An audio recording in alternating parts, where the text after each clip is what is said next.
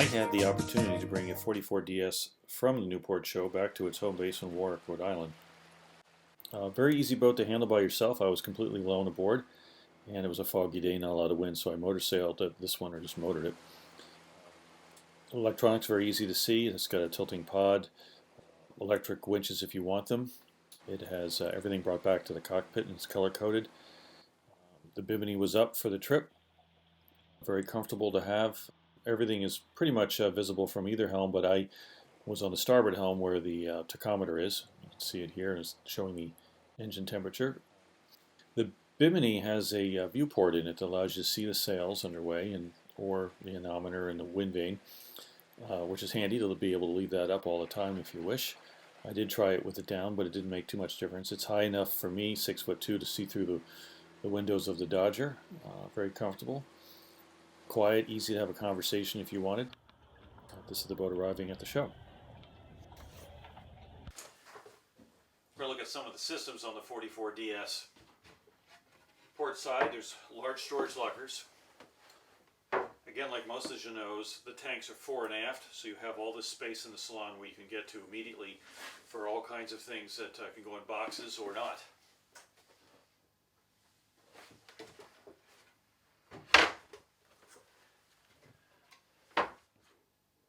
Behind the seats also have large storage areas. It's all gel coated, and you also have the chain plate area where your main shroud is attached.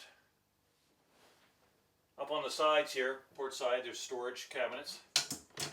There's also a shelf area right here, 2 ports with curtains. Again, we have the cushions off here to show access. Same thing as on the port side. There's storage areas underneath and behind all the settee seats. Furthest aft is the pump and the expansion tank and the manifolds for the water. But forward there is storage area where you could put fairly long things. Again, access to your chain plate. And also you have these opening pieces here. The way they work is you push them twice. Underneath where I'm sitting, again, because the water tanks are fore and aft, they're not here, there's a tremendous amount of storage. Inside of all the storage areas, there are plywood sections that come up to allow you to have access to the grid and the hull itself.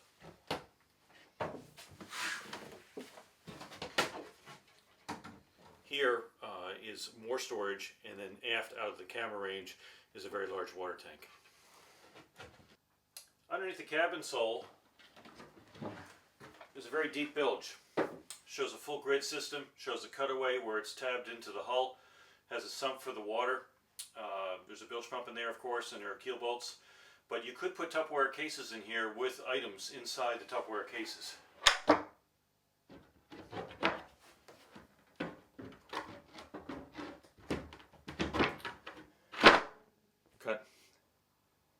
In the port forward cabin, which is the up and down berth, there is storage underneath where I'm sitting.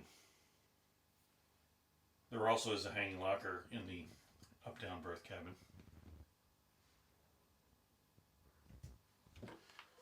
Up forward, there are 2 batteries, one for your bow thruster and one for your anchor windlass, and there's a bow thruster right here. There's also a solenoid and a main fuse. Forward underneath the V-berth is the forward water tank. This is the inspection panel here. There are 2 shelves on the side, hanging lockers here, and there's another shelf on my side. Forward head is quite large, good storage.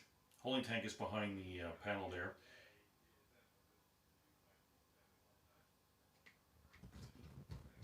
The aft stateroom has access to all your batteries. There are 4 or 5 here right in line. They can take 5 Group 31s. Very, very easy to get to. Then we have inspection ports and storage. There's a battery charger under here. Storage here.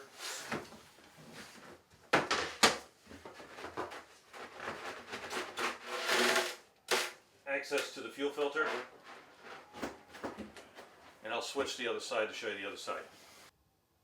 I have the center panel moved up here, and there's a fuel tank. There's also additional access right here.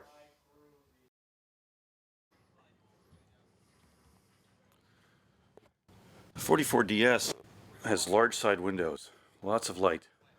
Overhead, to the side, on the side of the hull. Very good lighting. It's a trademark of this boat.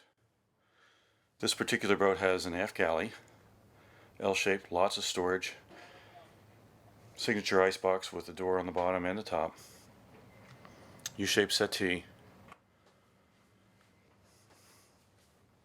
to port, decent sized chart table with storage, and an aft head that has an integral shower stall that makes its own booth.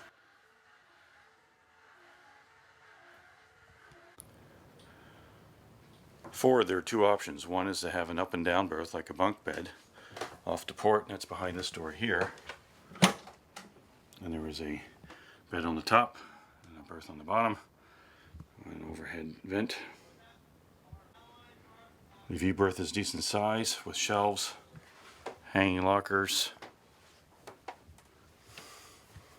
light switch right here, side ports, and reading lamps, top shelf. And the forward head is also quite large and has a shower area.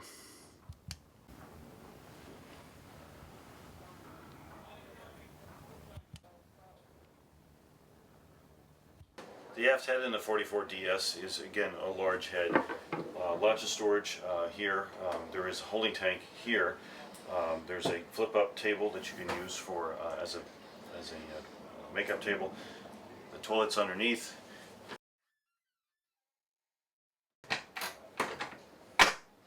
There's a door closes to the aft cabin, and there is a setup here that allows you to enclose this section here to become a shower stall.